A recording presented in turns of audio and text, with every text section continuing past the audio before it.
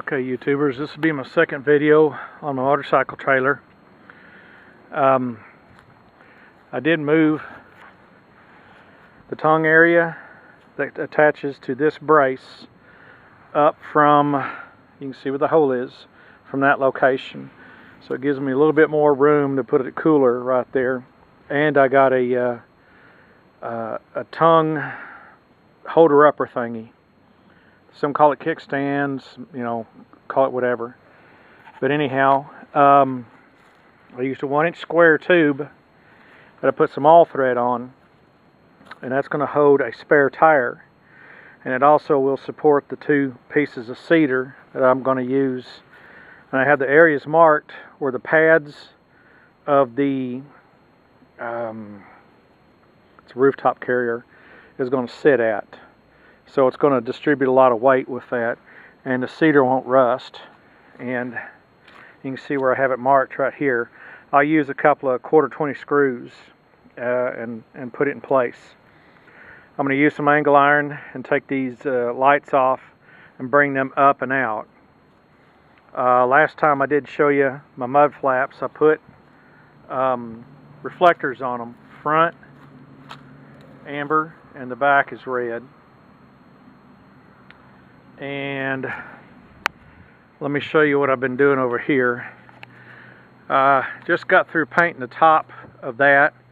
I'm gonna let it dry some, and the plastic paint you'll see has runs and drips in it. I wanted it bright so people will see it, and you can see that's the top of my cooler. I painted it yellow also to make it more, you know, seen in public because of all the idiot drivers out there. And here is the frame that'll hold the cooler in it, and I'm going to put some other bracing on the tube over there to help support that. And that's going to, the cooler over there will fit down inside it. It's upside down because I'm painting it. These other 3 pieces are a fuel tank that I'm going to have. I'll put that probably on that side of the trailer. And a buddy of mine told me if you get out cruising, he said take you an extra gallon of fuel with you, and that'll get you down the road. So that is a 5-liter. It's an overseas fuel tank. 5-liter is basically 5 quarts, so it's a little over a gallon. And I worked up a spare tire carrier, like I showed you on the trailer over there, that all thread that went down. There's this little piece I built. It's real ingenious. It's just a piece of tubing, 1/4 20, 2 of these that go through, and it's gonna set up just like that. And this piece right here, I'm kind of afraid to touch it because it's still wet. I ground kind of a half moon into it and did some welding, and I pressed some nuts down inside it, and I did do some welding on the end to keep that last nut in place. But that's going to go right there, and this is basically going to be upside down.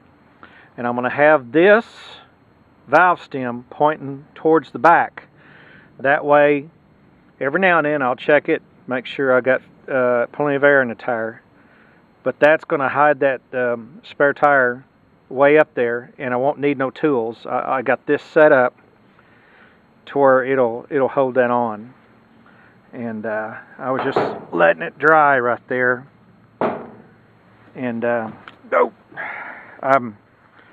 got mud out the wazoo. It's been raining so much here. Yeah, you can see the drips and runs. I'll let that dry and maybe put a little bit more on it because I want it to be, you know, quite visible to the idiot drivers out there to see not to run me over. And this will be at the front. This is a cheap $15.88 cooler, and I painted the top yellow to be a little bit more visible and to set it off. Now when you put these on the trailer, you got to make sure this lid is pointing backwards. The reason is because wind is going to come this way. It's going to keep that lid down. That way you're not got the lid up and it's going to fling off on you. The kickstand is inside the shop. Let's run in there and I'll show you that real quick. It worked out pretty good too. I like how it turned out. And I'm trying to dry the shop out from all the rains.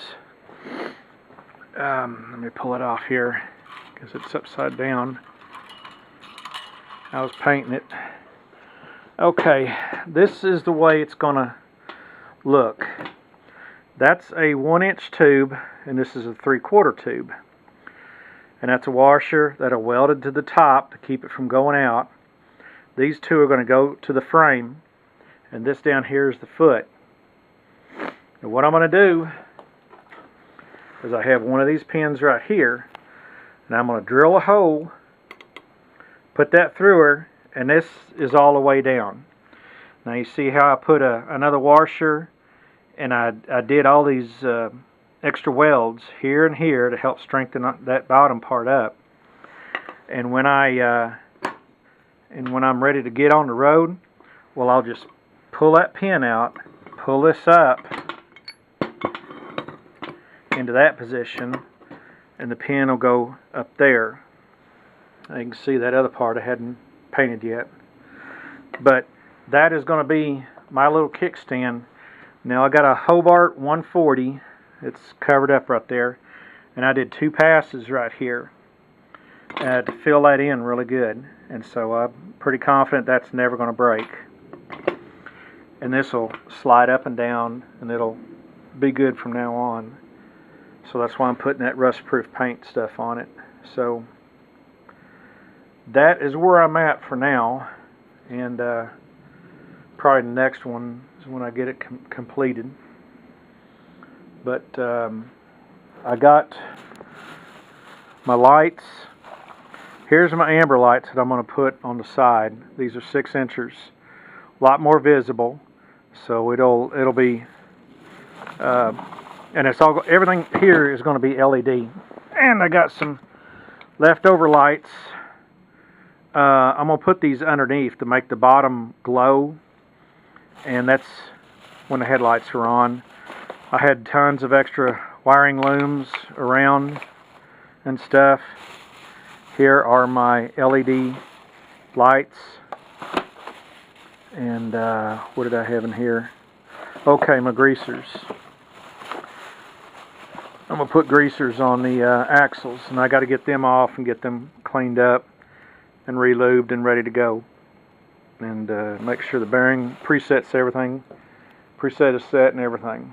So that is that little thing. I'm going to probably paint that here shortly. And anyhow, that's where we're at. Next one will be the finished product, and we'll go over everything. Alrighty, y'all have a good one. Later.